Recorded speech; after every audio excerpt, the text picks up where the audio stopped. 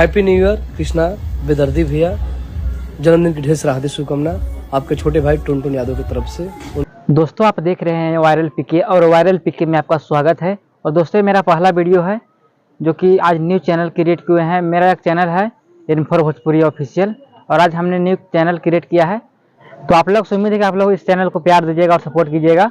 तो दोस्तों आइए हम इस वीडियो में बात करते हैं। टुनटुन यादव जी एक वीडियो में बोले हैं कृष्णा बेदर्दी जी को, जो कि आज कृष्णा बेदर्दी जी का आज बर्थडे है और आज नया साल भी है। तो नया साल का हार्दिक शुभकामनाएं आप लोग को।